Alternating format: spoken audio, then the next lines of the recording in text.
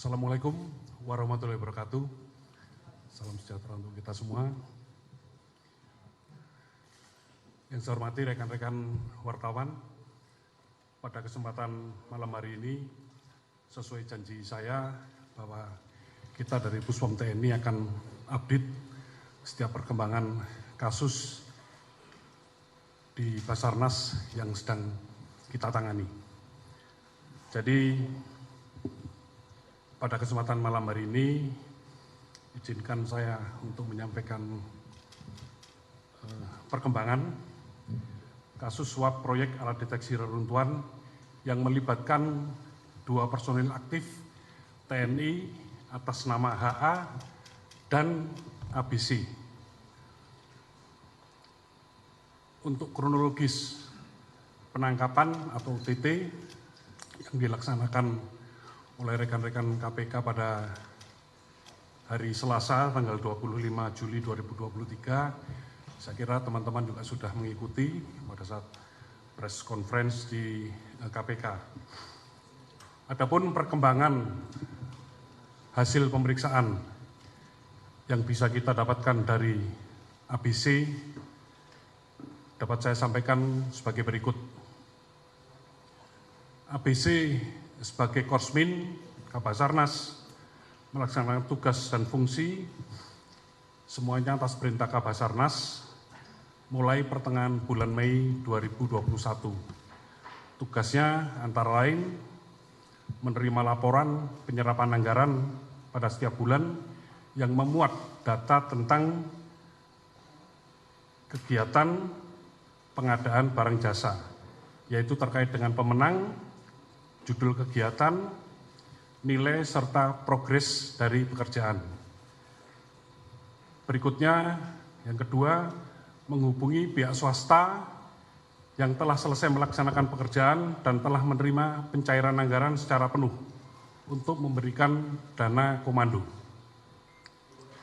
Yang ketiga, menerima uang dana komando dari pihak swasta. Berikutnya, mengelola pengeluaran dana komando terkait dengan operasional di Basarnas. Dan yang terakhir adalah melaporkan penggunaan dana komando kepada Kabasarnas. ABC mengenal saudara Meria atau yang lebih dikenal saudari Mary. Bertemu hanya sebanyak 4 kali, 3 kali di kantor Basarnas dan 1 kali di parkiran salah satu bank di lingkungan Mabes TNI. Tahun 2021, Ibu Mary pernah memberikan cek kepada ABC dari hasil pekerjaan pengadaan barang jasa. Berikutnya, ABC menerima uang dari saudari Mary sejumlah 999.710.400 rupiah pada hari Selasa 2023 sekira pukul 14.00 di parkiran salah satu bank di Mabes TNI AL. Yang sepengakuan ABC, uang tersebut adalah uang dari hasil profit sharing atau pembagian keuntungan dari pekerjaan pengadaan alat pencarian korban reruntuhan yang telah selesai dilaksanakan atau dikerjakan oleh PT Intertekno Grafika Sejati.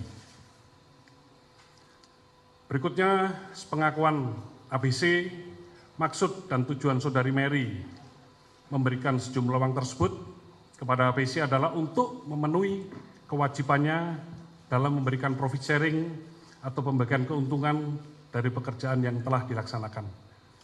Ini profit sharing mungkin istilah dari ABC sendiri. Yang kelima, ABC menerima sejumlah uang seperti tersebut di atas dari saudari Mary atas perintah Kabasarnas. Perintah itu ABC terima pada tanggal 20 Juli 2023 dan disampaikan secara langsung. Seluruh barang bukti atau alat bukti yang ada pada ABC saat ini keberadaannya disita atau diamankan oleh KPK. Namun demikian, penyidik Puspom TNI telah bersurat kepada KPK untuk melakukan permohonan penyitaan atau pinjam pakai barang bukti, karena kebetulan barang bukti tersebut juga digunakan oleh pihak KPK sebagai barang bukti dari tersangka pihak swasta. Berikutnya, untuk keterangan dari HA sampai dengan malam ini masih berlangsung pemeriksaan. Saya belum bisa menyampaikan hasilnya, namun demikian dari keterangan beberapa saksi swasta yang ada di KPK, penjelasannya sudah sama dengan apa yang disampaikan oleh ABC. Barang bukti yang kita dapat sesuai daftar barang bukti yang disampaikan oleh rekan-rekan dari KPK ada sebanyak 27 item dengan 34 sub-item. Jadi dokumen-dokumen termasuk laptop yang digunakan oleh ABC ini untuk menyimpan data-data terkait dengan proses pengadaan barang jasa. Pasal yang dilanggar terkait dengan tindak pidana yang kami sebut di atas tadi, kami sudah berkoordinasi dengan pihak KPK dan menetapkan pasal 12A atau B atau pasal 11 Undang-Undang Nomor 31 Tahun 1999 tentang pemberantasan tindak pidana korupsi sebagaimana telah dirubah menjadi Undang-Undang Nomor 20 Tahun 2001 tentang perubahan atas Undang-Undang Nomor 31 Tahun 99. Junto Pasal 55 Ayat 1 ke 1 KUHP. Proses hukum dari hasil uraian di atas dan menurut keterangan saksi pihak swasta, maka dengan terpenuhnya unsur tindak pidana, penyidik Puspom TNI meningkatkan tahap penyelidikan kasus ini ke tingkat penyidikan dan menetapkan kedua personel TNI aktif atas nama HA dan ABC sebagai tersangka. Terhadap keduanya, malam ini juga kita lakukan penahanan dan akan kita tempatkan di instalasi tahanan militer milik Pusat Polisi Militer Angkatan Udara di Halim. Perlu saya tambahkan terkait dengan permasalahan ini, sebagaimana yang diarahkan oleh Panglima TNI, bahwa koordinasi dan sinergi antara Puspom TNI dengan pihak KPK diharapkan ke depan dapat terus dibina dengan baik, khususnya untuk penanganan kasus-kasus korupsi yang terjadi atau melibatkan personil TNI. Jadi demikian rekan-rekan media untuk press conference atau perkembangan kasus yang sedang ditangani oleh penyidik Puspom TNI berkaitan dengan kejadian suap yang ada di lingkungan Basarnas. Terima kasih atas perhatiannya. Untuk selanjutnya mungkin ada tambahan dari Bapak Ketua KPK. Silakan.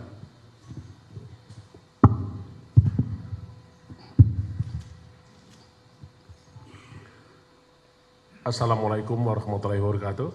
Selamat malam, salam sejahtera untuk kita semua. Om Swastiastu, Salam, Namo Buddhaya, Salam Kebajikan. Yang saya hormati dan Puspom TNI, Marsikal Muda TNI Agung Handoko, SHMM, MH, seluruh jajaran Puspom TNI yang saya hormati. Wabil khusus saya juga menyapa Panglima TNI, Kepala Staf Angkatan Udara, Kepala Staf Angkatan Laut, dan Kepala Staf Angkatan Darat yang hari ini sedang bertugas di Banyuwangi. Salam kompak, salam persatuan sebagai anak bangsa. Segenap rakyat Indonesia dimanapun berada, pecinta KPK, pecinta TNI yang saya hormati, rekan-rekan media yang saya hormati, terima kasih rekan-rekan sudah mengikuti konferensi pers yang disampaikan oleh Puspom TNI dan juga yang disampaikan oleh KPK. Kami terima kasih dan apresiasi kepada media yang selalu setia membersamai perjuangan anak bangsa di dalam upaya pemberantasan korupsi. Pada malam hari ini kami menyampaikan bahwa penanganan perkara tindak pidana korupsi yang terjadi di Basarnas kita sama-sama mengikuti dan kita akan tuntaskan sebagaimana ketentuan hukum dan peraturan perundang-undangan yang berlaku. Pada kesempatan ini saya mewakili KPK dan secara pribadi menyampaikan salam hangat dari semua insan KPK kepada rekan-rekan jajaran TNI dan sekaligus juga menyampaikan salam kepada Panglima TNI dan jajaran TNI yang telah bersama-sama KPK memiliki semangat soliditas untuk membersihkan negeri ini dari praktek-praktek korupsi. Sesuai dengan peraturan perundang-undangan, Undang-Undang 30 tahun 2002 tentang Komisi Pemberantasan Korupsi, di pasal 42 disebutkan bahwa Komisi Pemberantasan Korupsi berwenang mengkoordinasikan dan mengendalikan penyelidikan, penyidikan dan penuntutan tindak pidana korupsi yang dilakukan bersama-sama oleh orang-orang yang tunduk pada peradilan militer dan peradilan umum. Itulah semangat KPK bersama TNI untuk menyelesaikan seluruh perkara-perkara tindak korupsi yang terjadi. Semangat itu juga mengalir pada malam hari ini.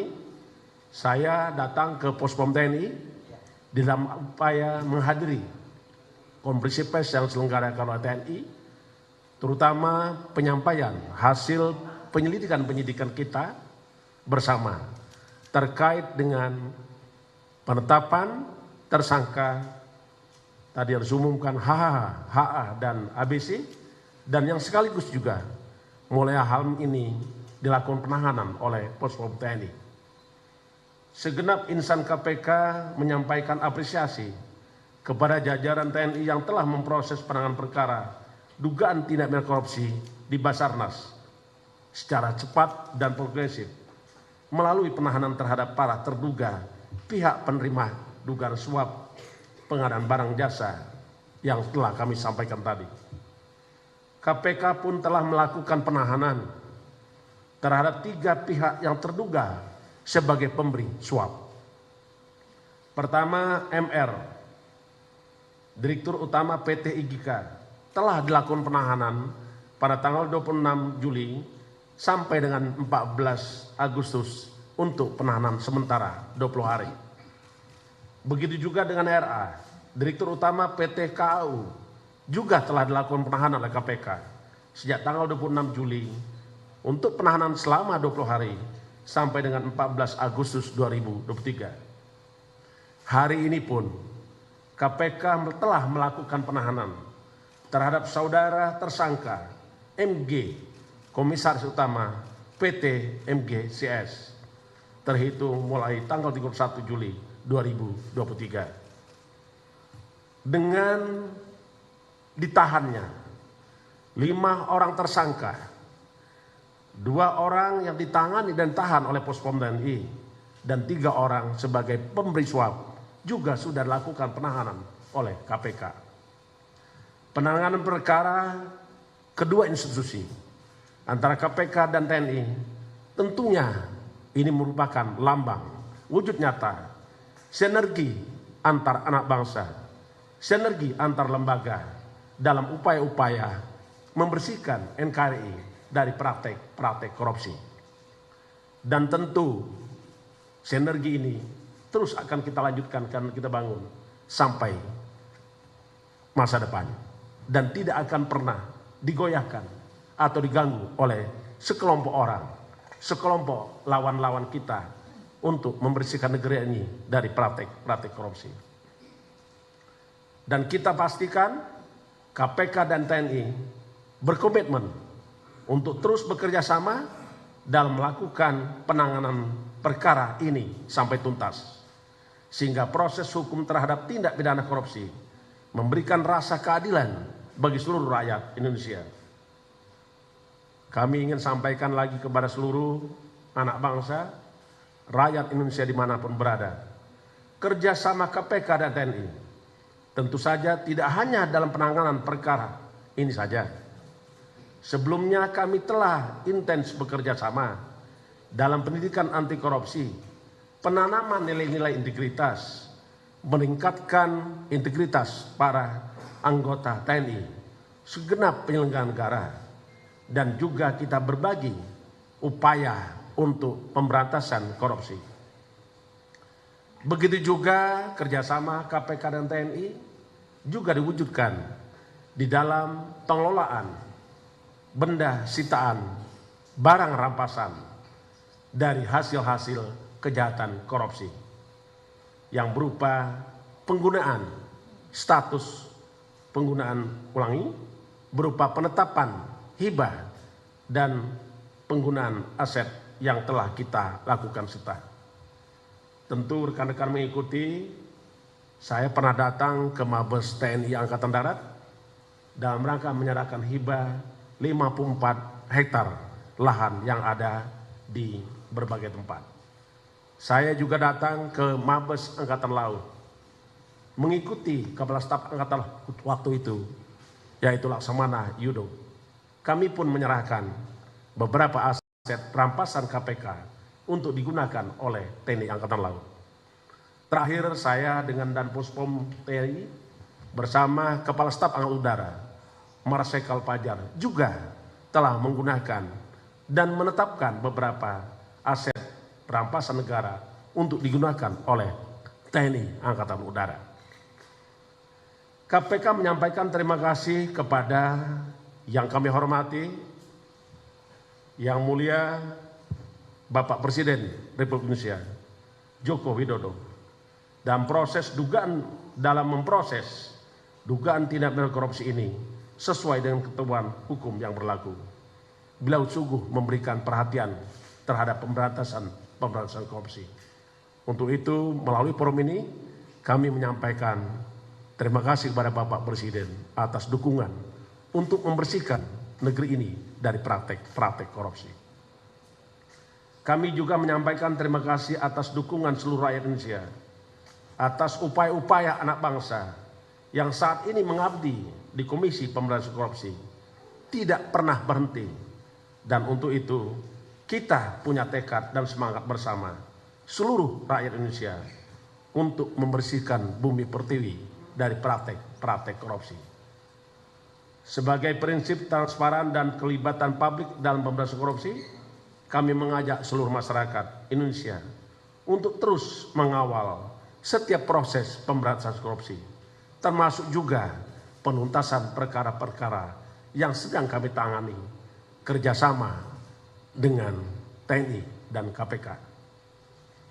Karena kami menyadari bahwa pemberantasan korupsi sejatinya adalah wujud untuk kita bersama dan rangka upaya kita mewujudkan tujuan negara sebagaimana alinea keempat pembukaan Undang-Undang Dasar Negara Indonesia, antara lain melindungi segenap bangsa Indonesia dan seluruh tumpah dari Indonesia, memajukan kesejahteraan umum, mencerdaskan kehidupan bangsa, dan ikut aktif memelihara ketertiban dunia berdasarkan kemerdekaan, perdamaian abadi, dan keadilan sosial. Tujuan negara tersebut hanya bisa kita capai karena kerjasama segenap anak bangsa, karena kerjasama kita untuk membersihkan negeri ini dari praktek korupsi. Saya kira demikian yang ingin kami sampaikan. Mohon maaf apabila dalam penyampaian kami ada hal-hal yang kurang berkenan. Semangat kita, semangat anak bangsa, komitmen kita, komitmen anak bangsa memberantas korupsi. Terima kasih. Wassalamualaikum warahmatullahi wabarakatuh. Om Santi, Santi, Santi Om.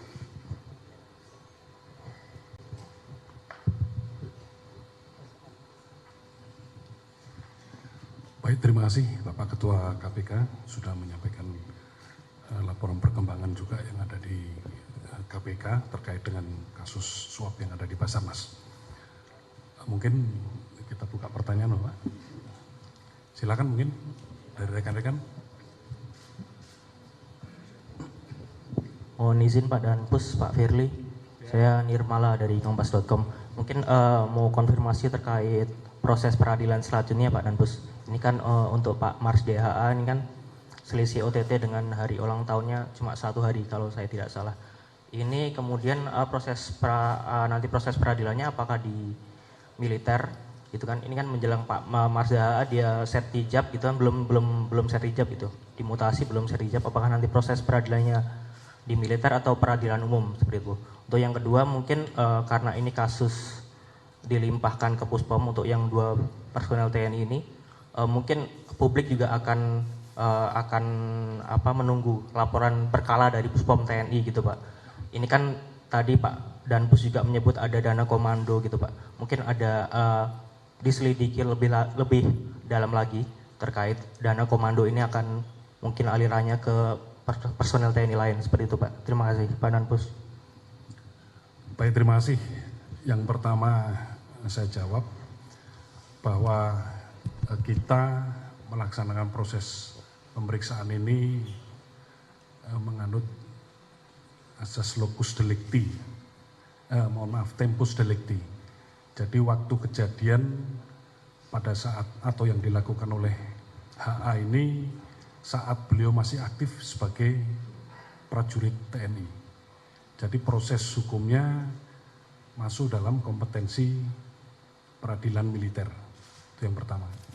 Yang kedua, tentunya kita akan mengembangkan semaksimal mungkin permasalahan yang ada ini dengan terus berkoordinasi ketat dengan KPK terkait dengan apa yang sudah ada dalam laporan polisi yang ada di KPK maupun ada di kami, yaitu kejadian dari mulai 2021 sampai dengan 2023. Jadi itu akan kita gali nanti. Demikian.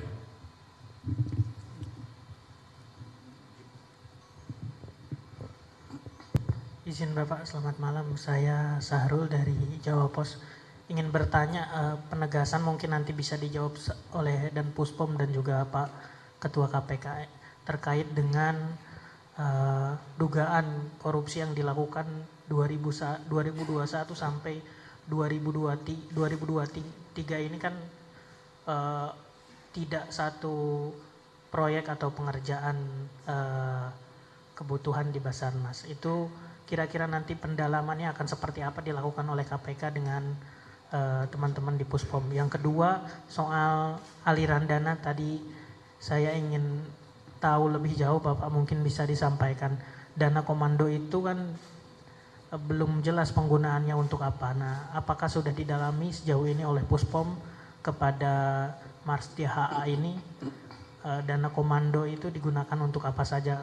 Dalam beberapa keterangannya kepada media kan ada penggunaan untuk organisasi katanya, namun ada juga yang dipakai untuk keperluan sendiri. Itu mungkin bisa disampaikan Bapak. Terima kasih.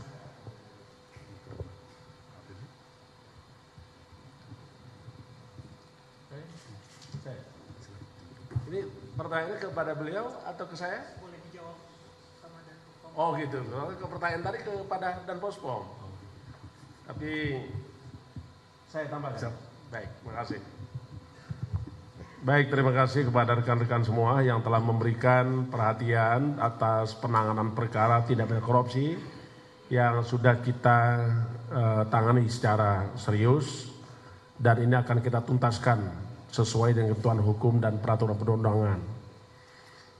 Kalau bicara tentang perkara, tentu ini tidak lepas dari satu kejadian, dua waktu kejadian, ketiga adalah subjek hukumnya. Tadi sudah saya jelaskan. Berikutnya, tentu KPK dalam hal ini akan melaksanakan tugas pokok KPK, diantaranya di dalam pasal 6 huruf B disebutkan bahwa KPK itu melakukan koordinasi dengan instansi yang berwenang melaksanakan pemberantasan tindak pidana korupsi dan instansi yang melaksanakan pelayanan publik. Maknanya di dalam upaya pemberantasan korupsi tentu kita berkoordinasi dengan seluruh lembaga instansi yang berwenang melakukan pemberantasan korupsi itu sendiri. Yang kedua, KPK pun dalam perkara ini tentu sebagaimana ketentuan undang-undang, KPK akan melakukan supervisi. Karena memang di dalam undang-undang KPK di pasal 6 huruf B diamanatkan bahwa KPK melakukan supervisi terhadap instansi yang melaksanakan pemberantasan korupsi.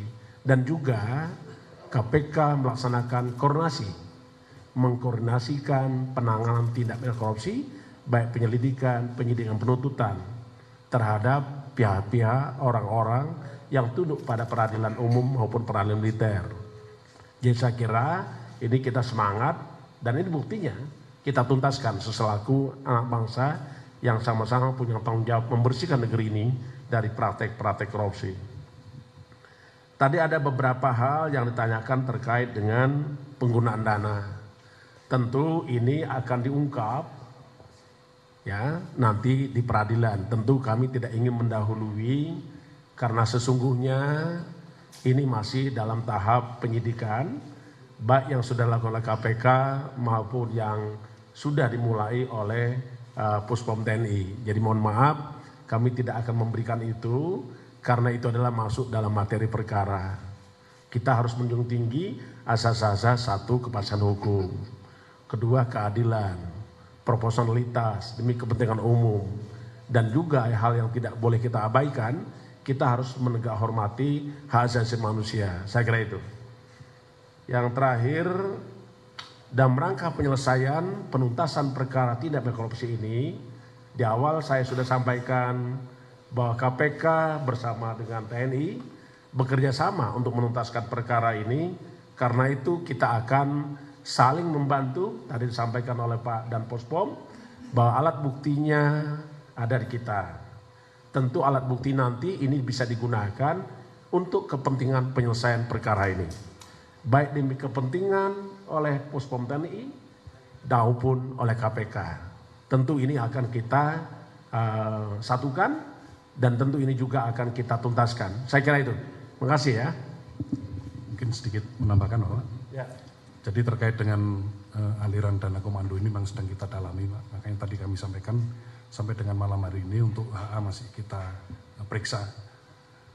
Dan pasti tadi disampaikan oleh Bapak Ketua KPK bahwa itu sudah masuk kepada pokok materi sehingga kami mungkin tidak bisa menyampaikan di sini misalkan itu pun sudah ada. Tapi sekarang kita terus mendalami ini dan yang utama adalah kita selalu berkoordinasi ketat dengan KPK untuk menutup celah-celah. Jangan sampai ada celah yang bisa dijadikan terobosan untuk para pelaku korupsi ini. Demikian. Oke, selamat malam Pak, saya Agnes dari Berita 1.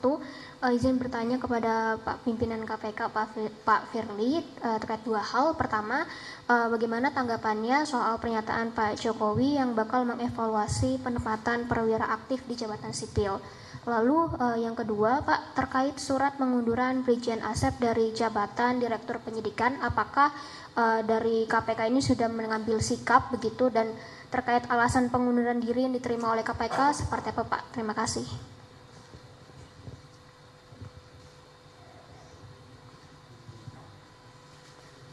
Masih ada lagi? Saya kembalikan beliau supaya nanti Silakan satu kali jawab saya selesai ya. gitu kan. Ya. Silakan. Apakah masih ada waktu atau gimana? Silakan Pak.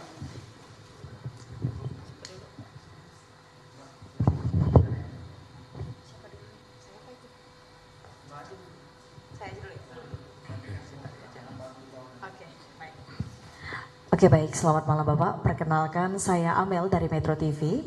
Saya izin bertanya untuk Bapak dan Puspom TNI terkait tadi pemeriksaan dan juga penyidikan yang dilakukan kepada dua tersangka ini, kira-kira ada berapa pertanyaan Pak? Dan bagaimana jawabannya, apakah memang konsisten yang dijawab sesuai dengan hasil yang telah diberikan oleh KPK atau memang ada sedikit perbedaan? Mungkin bisa dijelaskan nanti. Dan satu lagi untuk Bapak Firly Bahuri, Pak izin, ini kan kita mengetahui bahwa memang para pimpinan KPK ini sedang diteror dan dikirimi karangan bunga oleh orang yang tidak bertanggung jawab. Itu mungkin bisa dijelaskan, dan bagaimana penanganan dari pihak KPK sendiri dan dalam menyikapi hal ini Pak, kira-kira agar tidak menjadi besar. Terima kasih.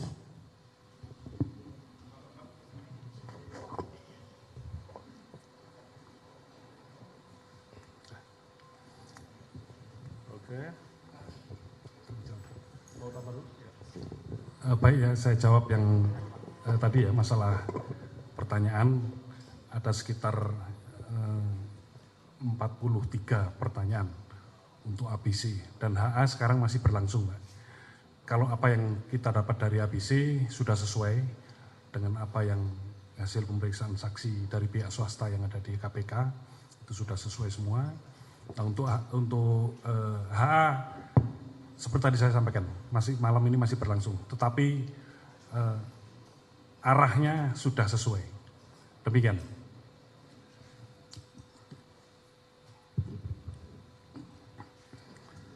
Baik, saya terima kasih kepada rekan, ada dua yang bertanya, mudah-mudahan adalah terakhir ya. Kalaupun nanti ada, saya kira tadi ada juga yang mengikuti rilis dari Wakil Ketua KPK, Bapak Alexander Marwata, di dalam penahanan tersangka MG tadi sudah ada. Jadi saya kira lebih lengkap di situ. Yang pertama terkait dengan karangan bunga. Yang pasti saya harus bisa jawab, yang mengirim karangan bunga itu adalah florist, toko bunga. Ya, jadi tidak ada pihak lain yang mengirim kecuali toko bunga. Nah, tentu ini kita tidak tahu makna daripada kiriman bunga itu. Karena bunga ini kalau dikirim bisa karena berduka, karena ada orang meninggal, bisa juga karena ada orang sakit, bisa juga karena bahagia, memberikan tanda cintanya.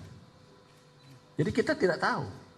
Tapi yang pasti betul ada kiriman karangan bunga kepada pejabat pimpinan KPK, termasuk juga struktural KPK. Itu kami tidak bisa bantah, memang ada. Tapi yang bisa kami pastikan, pengirim bunga itu adalah toko bunga. Nanti untuk siapa yang mengirim sesungguhnya harus kita dalami. Saya tidak berani menyampaikan. Tapi hal ini kami sudah sampaikan kepada Kapolri. Begitu kami mendapat berita ada kiriman bunga, kami sampaikan kepada Kapolri. Karena itu tentu adalah tanggung jawab Kapolri untuk mengungkap siapa yang menyuruh mengirim bunga.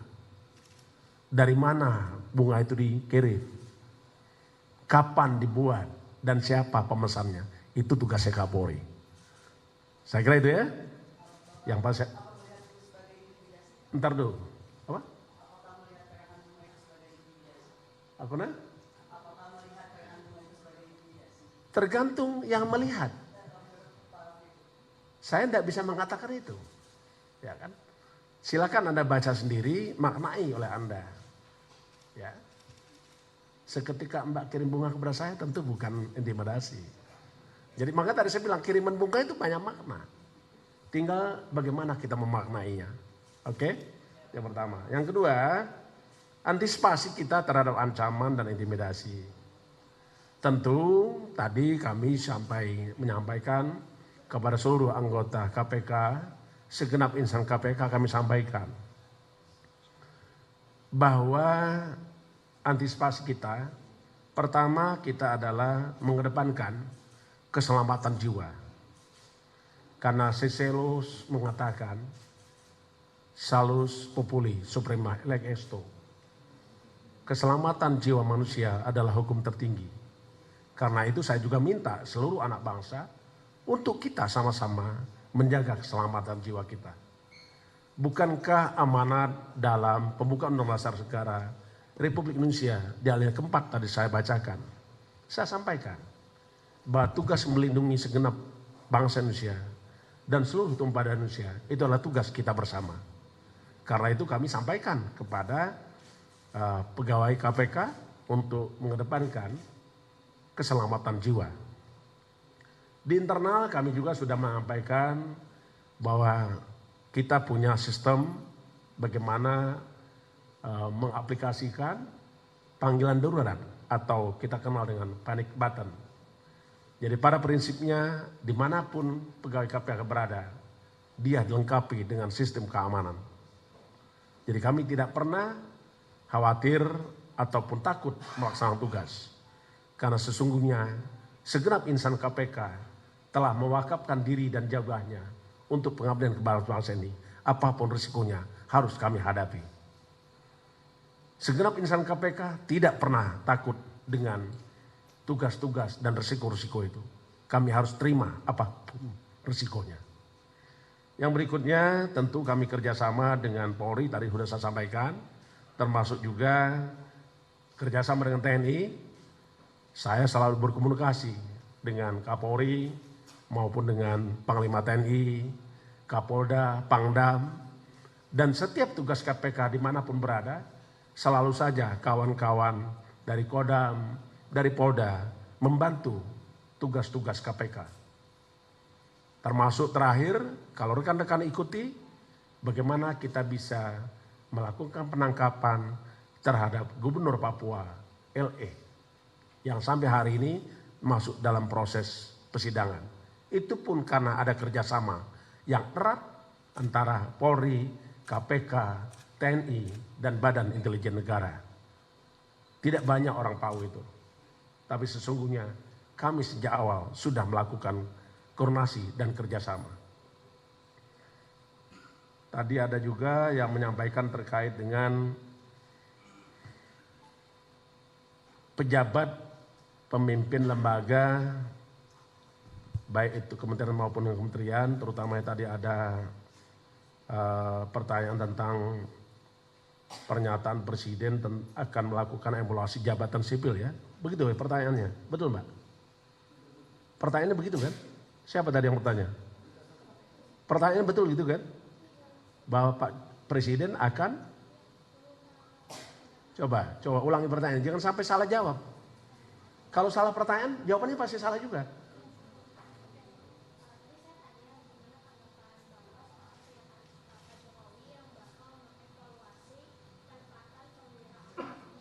Oke, terima kasih. Baik, kami pahami bahwa pimpinan kelembagaan itu adalah penyelenggara negara. Dan itu diatur di dalam penyelenggara negara, itu diatur dalam Undang-Undang Nomor 28 Tahun 1999. Yaitu tentang penyelenggaraan pemerintahan negara yang bebas dari korupsi, kolusi, dan nepotisme.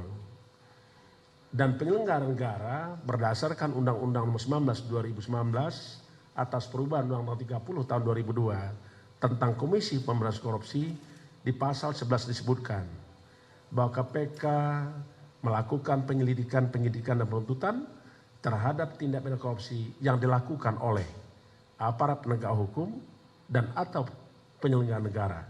Sehingga apabila penyelenggara negara itu melakukan korupsi, maka itu merupakan tanggung jawab untuk menyelesaikannya oleh KPK. Sedangkan untuk evaluasi jabatan tadi, tentulah itu adalah hak prerogatif Presiden.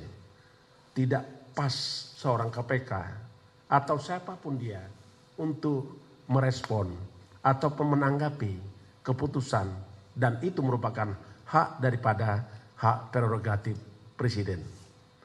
Apapun keputusannya, kita akan laksanakan. Saya kira itu ya.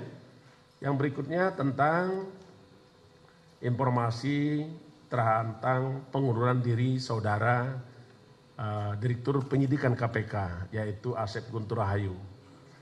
Sebagaimana ketentuan bahwa pengunduran diri adalah hak daripada para pihak yang ingin mengundurkan diri. Tetapi tentu juga ada ketentuan hukum dan perundang-undangan tentang apakah pengunduran diri tersebut akan dikabulkan atau tidak. Tapi yang pasti kami pimpinan dan segenap insan KPK mengatakan bahwa kami membutuhkan dan mempertahankan saudara Asep Guntur Rahayu untuk tetap melaksanakan tugas sebagai Direktur Penyidikan KPK. Terima kasih. Baik, terima kasih. Saya kira cukup untuk konferensi pers malam hari ini. Saya harapkan perkembangan-perkembangan yang sudah kita sampaikan, baik dari pihak KPK maupun pihak TNI, bisa dicermati oleh rekan-rekan media, dan saya harapkan rekan-rekan media terus mengikuti perkembangan dan mengawal kasus ini sampai dengan selesai. Demikian, terima kasih. Assalamualaikum warahmatullahi wabarakatuh. Shalom, Santi Santi Om. Selamat malam.